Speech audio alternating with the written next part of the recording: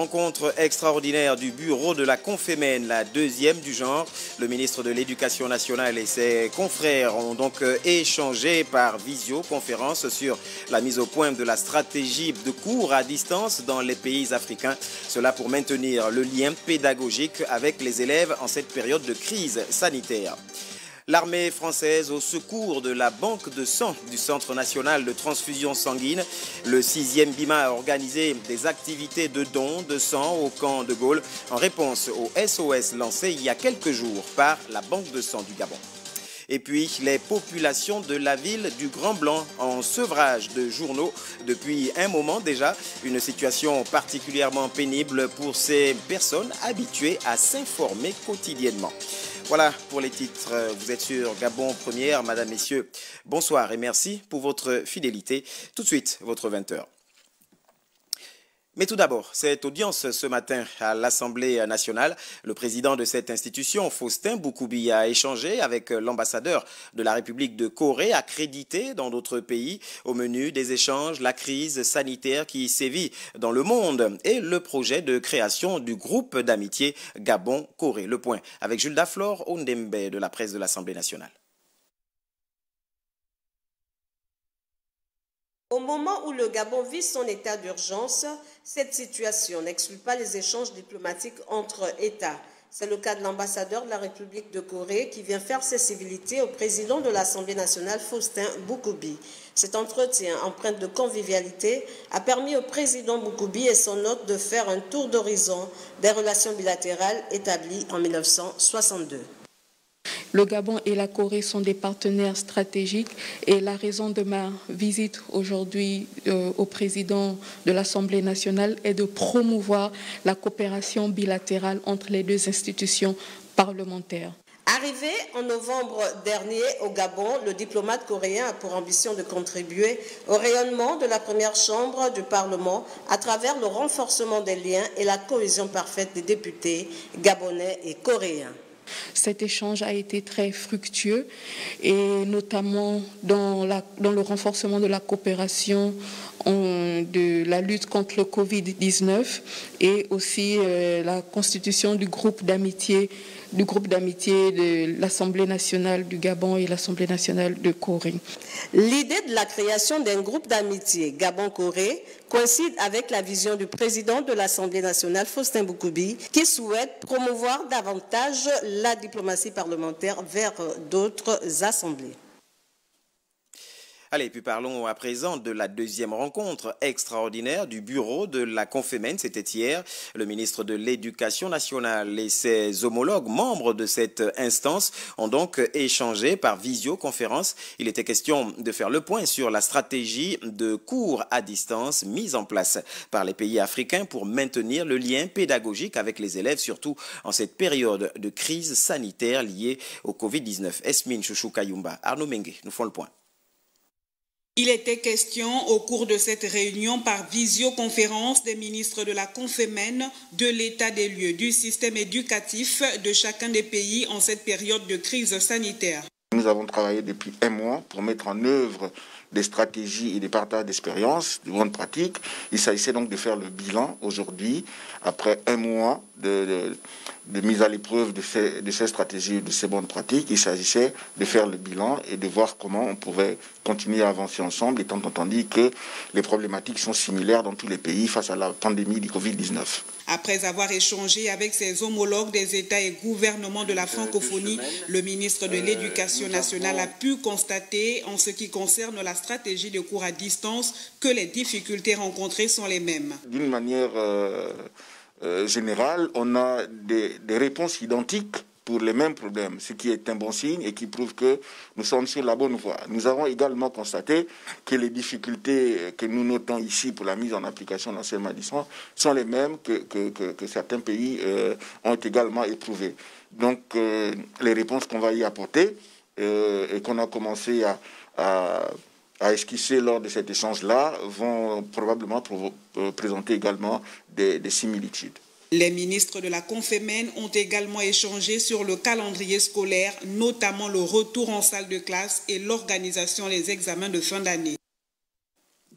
Demain, nous sommes le 1er mai 2020 et c'est la fête du travail. Une fête cette année, du moins une édition qui se passe dans des circonstances particulières. Vous le savez, au moment où le monde entier est touché par cette pandémie du Covid-19. Mais qu'à cela ne tienne, au Gabon, le ministre du Travail a tenu bien sûr à faire son discours circonstanciel. On écoute un extrait tout de suite, Madeleine Baird.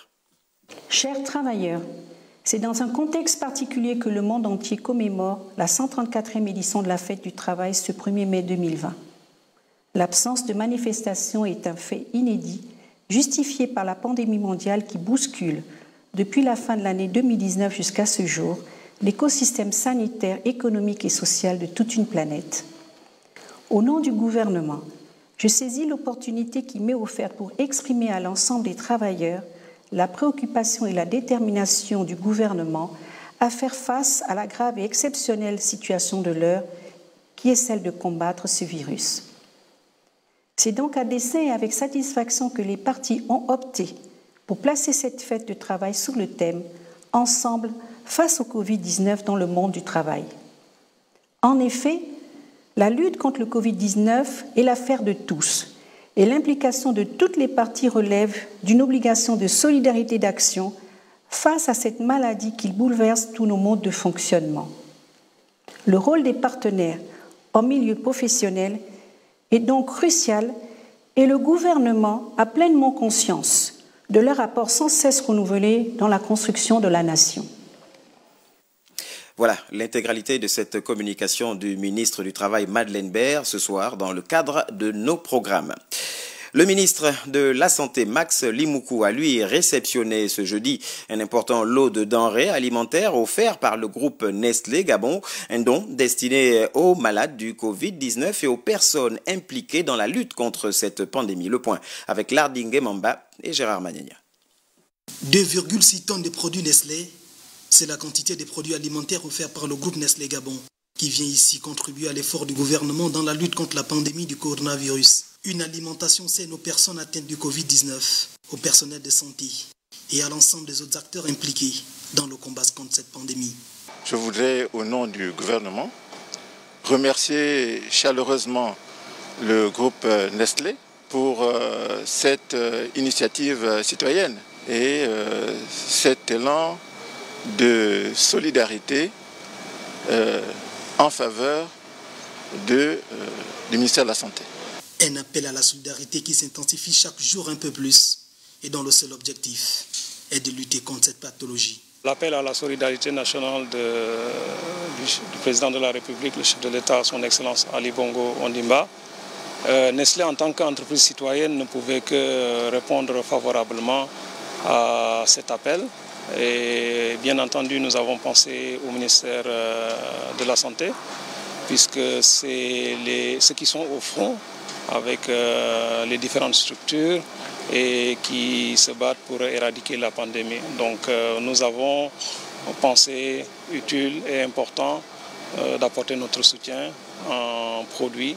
Un élan social qui participe au bien-être de ces populations et améliore la qualité de vie en contribuant à une santé plus saine des acteurs concernés. Les éléments de l'armée française au Gabon ont organisé ce jeudi à leur base du camp de Gaulle des activités de don de sang au profit de la banque de sang du Centre national de transfusion sanguine. Ceci en réponse au SOS lancé il y a quelques jours suite à une rupture de poche de sang liée à la crise du coronavirus. Le reportage de Cyril Bertrand-Galéco et Gérard Magnagna.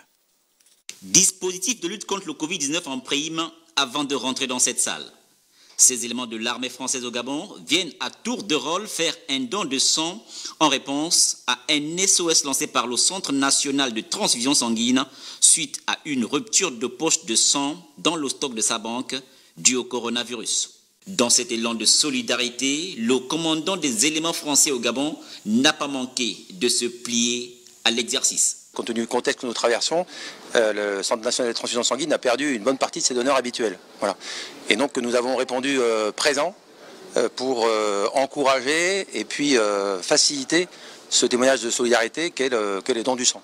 Venu sur les lieux pour superviser l'opération, le responsable du Centre national de transfusion sanguine a tenu à préciser les motifs qui l'ont permis de lancer cette alerte non sans appeler les donateurs potentiels à répondre à leur appel. Nous avons perdu notre capacité de collecte à plus de 80% sur le site fixe. Donc pour vous donner un ordre de grandeur, nous sommes partis d'à peu près 550 poches de sang collectées par semaine à 65. Ce qui est extrêmement grave. Le 6e BIMA a été parmi les premiers à réagir à notre SOS. La semaine prochaine, nous avons un programme qui a été établi par le secrétaire général du ministère de la Défense pour aller prélever la majorité des corps avec un nombre bien établi. Comme qui dirait, je donnerai demain, dès maintenant. Ce communiqué pour la suite. Suite à l'effondrement d'une buse métallique sur le boulevard du bord de mer au niveau du lycée national Léon-Bas, le ministre des Transports, de l'Équipement, des Infrastructures, de l'Habitat entreprend donc depuis quelques jours les travaux de construction d'un dallo avec l'entreprise Colas Gabon. Ces travaux se déroulant par demi-chaussée entraînent un ralentissement de la circulation sur cette voie, notamment. Le ministère des Transports conseille vivement aux usagers d'emprunter la voie express et le boulevard triomphal Omar Bongo pour le déplacement entre Libreville-Nord et le centre-ville. Le ministère des Transports, de l'Équipement, des Infrastructures met tout en œuvre pour l'exécution des travaux dans les meilleurs délais et s'excuse pour le désagrément causé. Les grandes surfaces commerciales et les petits commerces ont reçu la visite des agents de la DGCC de Logoué-Lolo. Objectif de cette descente de terrain, s'enquérir du maintien des prix et de la disponibilité des stocks alimentaires sur le marché. Le point de Constant Ondomba et Dieudonné Rungu, nos correspondants sur place. Les équipes de la Direction générale de la concurrence et de la consommation de Logoué-Lolo ont tenu à se rassurer de la disponibilité des quantités des stocks et du respect des prix de produits de consommation courante. Ceci dans l'optique d'éviter les ruptures de stock et l'augmentation des produits secs tels que recommandés par les autorités du pays. Sur le terrain, le constat est plus ou moins satisfaisant. L'huile est restée à 1000 francs et demeure à 1000 francs. Donc il n'y a pas de risque d'augmentation sur ces produits secs. La situation du marché ne se limitant pas seulement à ce qui est vivres frais et produits et denrées alimentaires, les instructions vont également dans le contrôle des produits comme le gaz butane, le respect du prix à la pompe. L'absence de la fluidité de transport pour le ravitaillement des produits dans la province inquiète plus d'un opérateur économique. En approvisionnement, ça devient un peu plus compliqué par rapport à la circulation du train. Nous, pour nous, on reçoit par rapport à la circulation du train, aujourd'hui il y a une petite difficulté. Mais Dieu merci, éventuellement on en a reçu quand même tout ce qui est solution hydroalcoolique pour la population et des gants aussi. Bon. On n'a pas de route, les routes ferrées. On amène les choses à la train. Le train ne paye beaucoup d'argent. C'est ça qu'on montait un peu les prix.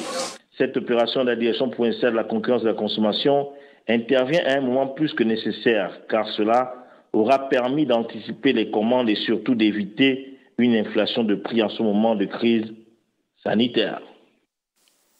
Et même son de cloche du côté de Port-Gentil, où la délégation provinciale de la Direction générale de la concurrence, de la consommation et de la répression des fraudes était en mission de contrôle dans les pharmacies. Objectif, s'assurer du respect des prix fixés par le gouvernement sur les masques et gels hydroalcooliques. Le point avec Marius Nonda. Dans les pharmacies de la capitale économique gabonaise, la délégation provinciale de la Direction générale de la concurrence, de la consommation et de la répression des fraudes s'assure sous instruction de sa tutelle du respect des prix réglementés des produits utilisés dans le cadre de la lutte contre la Covid-19 d'une part et de la disponibilité de ces outils d'autre part. Donc ce matin, il était question de vérifier les prix homologués des masques et des solutions hydroalcooliques qui ont été bloqués pour lutter contre la propagation de la Covid-19. Et le constat, malheureusement, c'est que la plupart des pharmacies sont en rupture de stock. Pour certains d'entre eux, les stocks sont en cours de commande. Les commandes sont en cours, mais pour d'autres, il n'y en a même pas de commande. Une rupture de stock étroitement liée aux mesures gouvernementales en la matière. Nous avons eu au début de l'épidémie des masques que nous avions reçus d'ailleurs en août 2019, qui ont été vendus tout au début de l'épidémie. Et actuellement, nous n'avons plus aucun masque parce que les gens se sont précipités dessus. Ils étaient à un prix très bas d'ailleurs. Ils étaient à peu près à 5 000 francs, 5 000, 6 000, 7 000 les plus chers la boîte. En attendant un réapprovisionnement du marché local, Florent Domon s'est dit satisfait dans l'ensemble du respect de la réglementation en vigueur. Prochaine étape, les magasins agroalimentaires. Et le commentaire était bel et bien de Christelle Ntam. Et on prend la même structure et on recommence. Et on va à Lambaréné, dans la province du Moyen-Nungwe, où le directeur provincial du commerce a lui effectué une descente dans les grands espaces de commerce de la ville. L'objectif étant de vérifier les stocks de marchandises et le respect des mesures barrières. Yves Malik pour le compte-rendu. Vérifier la variation des produits alimentaires et s'assurer de la disponibilité des stocks et surtout du respect des règles d'hygiène dans les grandes surfaces, ceci pour freiner la propagation du Covid-19. Voici l'objectif de cette descente du directeur provincial du commerce, Moyen-Nungwe. Il était question pour moi de vérifier exactement si l'information a circulé, si les opérateurs économiques respectent ces mesures-là, si les consommateurs également se sont appropriés. Pendant une journée, Joseph Mbini Boutitou et ses équipes ont sillonné toutes les grandes enseignes de Lambaréné. À chaque étape, ils ont sensibilisé les clients sur le respect des mesures barrières et mis en garde les gérants de magasins contre les pratiques spéculatives et le non-respect de la réglementation en vigueur des prix. Ce qui nous intéresse là, c'est la déclaration de stock sur papier. Voilà, mais moi je peux faire imagination. Comptez. Dans la livraison. On va prendre, on va regarder, on va évaluer. De cette grosse activité technique, il ressort un sentiment mitigé. Il y a des grossistes qui ont des stocks de sécurité déjà. Hein. Il y a d'autres malheureusement qui font déjà l'objet d'une certaine pénurie. Le directeur provincial du commerce a tenu à rassurer qu'il n'y aura pas de rupture de stock. Oui, nous rassurons les consommateurs qu'il n'y aura pas de pénurie à Lambaréné et les environs. Toutes les dispositions sont prises. Cette mission de contrôle va se poursuivre et s'étendre dans l'ensemble de la province du Moyen-Nungwe par les brigades du commerce. Pas de pénurie de stock. En revanche, à Lambaréné et ses environs, les lecteurs sont sevrés de journaux depuis un moment maintenant. Une situation assez difficile pour cette catégorie de personnes habituées à s'informer au quotidien. On retrouve Yves Malik, notre correspondant. Janvier Elinze est plus qu'un fidèle de la presse écrite. Tous les jours, dès midi, il est en kiosque pour acheter l'Union ou d'autres coupures de presse écrite. Hélas pour lui, la dernière livraison ici à Lambaréné date de plus de 2 semaines. Ça fait pratiquement aujourd'hui 2 semaines qu'on est sévré de journaux. Une situation vécue difficilement pour lui. Ça nous met en mal parce que nous qui sommes quand même habitués à prendre le journal, le quotidien national et d'autres journaux qui arrivent, ça fait 2 semaines, on ne sait pas qu'est-ce qui se passe avec Multipresse. Ainsi que pour ce tout autre lecteur. Vous avez constaté qu'il est en rupture? Oui, depuis 2 semaines où la ville est coupée là, nous manquons l'union. Qu'est-ce que ça fait pour un lecteur comme vous? Oui, nous n'avons pas les informations essentielles. Les informations essentielles. En l'état actuel de la crise sanitaire du coronavirus, les nombreux lecteurs migovéens qui se comptent par milliers sont dans l'expectative et le désir de s'informer sur l'évolution de la situation dans le pays et même à l'étranger. Chez les libraires, c'est plus que la soupe à la grimace quand on sait les bonnes affaires générées par la vente quotidienne des journaux. On pénalise beaucoup, c'est dû au problème que les personnes qui avaient l'habitude de nous envoyer et de transporter les journaux jusqu'ici n'ont plus la possibilité de sortir de Libreville. Oui, cette absence est étroitement liée à la mesure d'interdiction de circulation entre Libreville et l'intérieur du pays. Pas de journaux papier ou physiques pour le moment. La solution alternative proposée par le principal distributeur de la presse au Gabon est la lecture ou l'abonnement en ligne. Mais combien peuvent en avoir accès? Peu de monde. Quand une société est privée de lecture ou d'information, n'est-elle pas soumise à l'obscurantisme ou à l'aliénation? Gageons qu'une solution soit très vite trouvée. Allez, retour à Libreville. Malgré les multiples appels du gouvernement au respect strict des mesures barrières, eh bien la mayonnaise ne parvient toujours pas à prendre un tour dans certains marchés de la capitale gabonaise. Le constat est sans appel. Lardingue Mamba. Le gouvernement demande donc à la population de se ressaisir dans le sens de l'observation absolue des mesures barrières qui constituent pour le moment le seul dispositif pouvant permettre de contrer massivement la propagation de l'épidémie. C'est une communication qui est passée dans les horaires de sourds. Il est 17h45 ici au marché Vénévoire, dans le 3e arrondissement de la commune de Libreville. La mesure sur la fermeture des marchés à 14h est foulée aux pieds.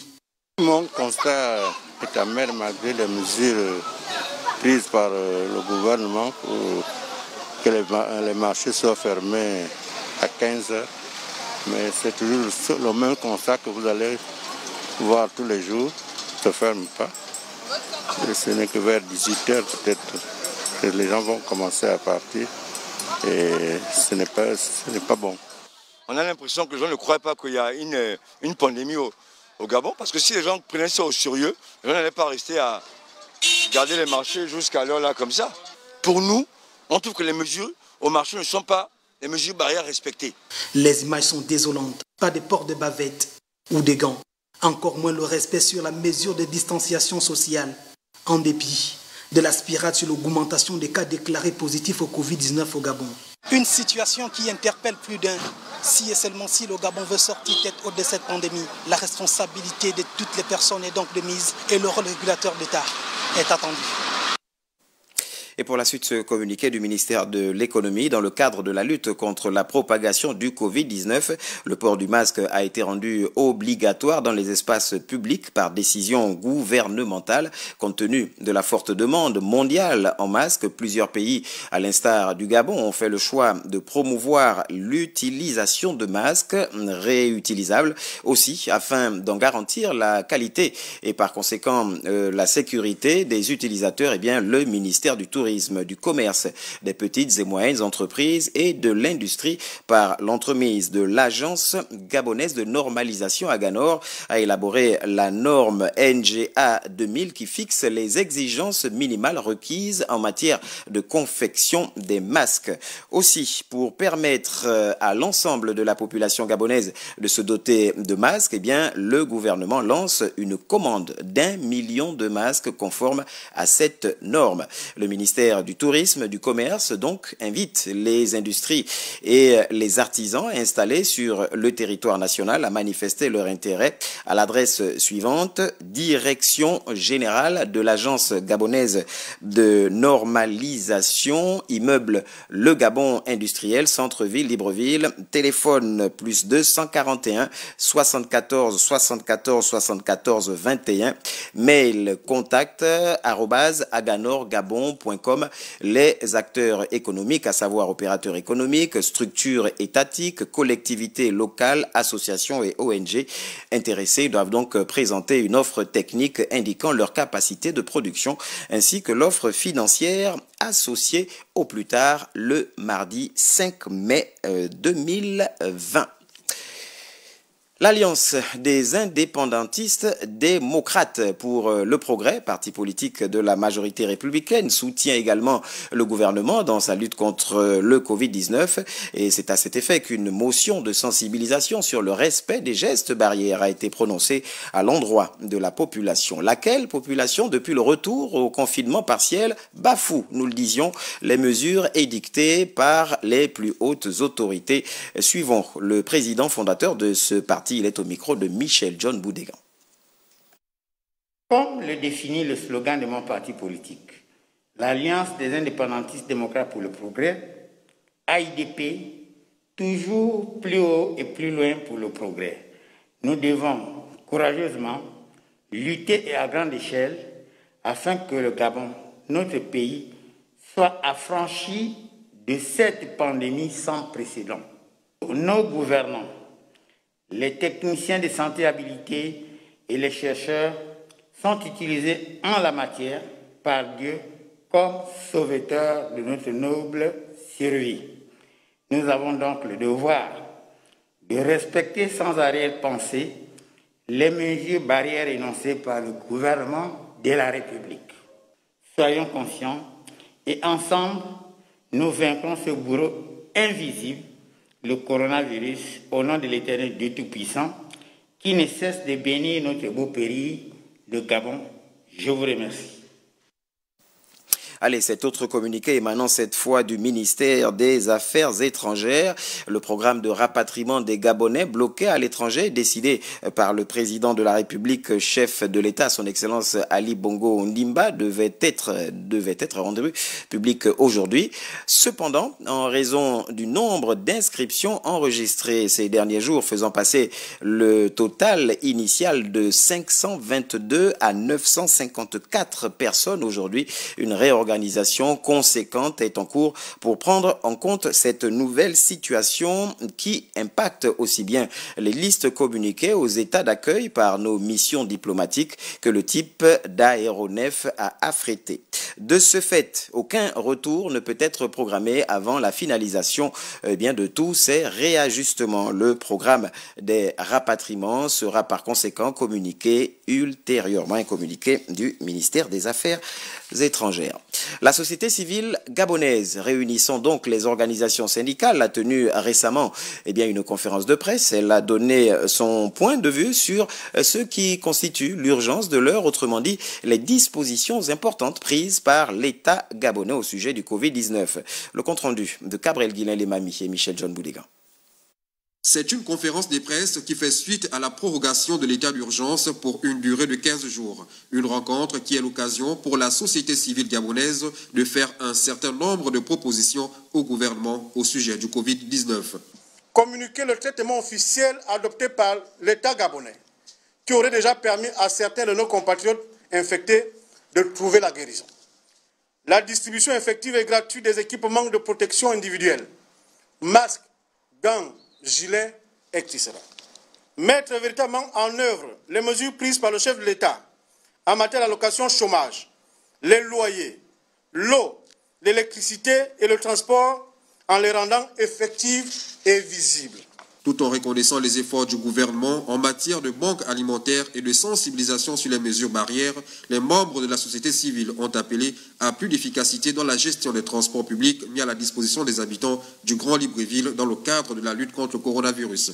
Il se pose deux grandes difficultés avec ces compagnies de transport. C'est le nombre insuffisant de véhicules qui circulent, parce qu'il s'agit du Grand Libreville. Et la deuxième difficulté, c'est que ces véhicules ne vont pas partout. Moi, par exemple, j'habite Essassa, donc au-delà du 12, mais après le 12, vous ne voyez pas souvent Transurbe. Alors, comment on fait pour toutes ces populations qui sont amenées à se déplacer dans un contexte où il n'y a pas de véhicules pour se déplacer? La dépolitisation de la lutte contre le coronavirus ainsi que l'évaluation du programme de l'école à distance à l'ère du numérique figuraient aussi parmi les points évoqués au cours de cette conférence de presse. Et puis notez à toutes fins utiles que la remise de kits alimentaires à la population du Grand Libreville se poursuit et que ce soir, dans nos programmes, vous suivrez quelques actions de cet élan de solidarité impulsé par le chef de l'État, Ali Bongo Ondimba. Dans ce journal, nous avons parlé de la rencontre extraordinaire du bureau de la Confémène, la deuxième du genre. Le ministre de l'Éducation nationale et ses confrères ont échangé par visioconférence sur la mise au point de la stratégie de cours à distance dans les pays africains. Nous avons également parlé de l'armée française au secours de la banque de sang du Centre national de transfusion sanguine. Le 6e BIMA a organisé des activités de don de sang au camp de Gaulle en réponse au SOS lancé il y a quelques jours par la banque de sang. Et puis, les populations de la ville du Grand Blanc en sevrage de journaux depuis un moment, une situation particulièrement pénible pour les personnes habituées à s'informer quotidiennement. Allez, la sagesse africaine de ce soir nous amène à méditer sur cela. Là où on sème, il ne fait jamais nuit. À méditer jusqu'à 23h. Oui, Vino Vendant sera là pour vous présenter la dernière édition d'information. Moi, je vous dis à demain, 20h. Bonne suite des programmes sur notre chaîne.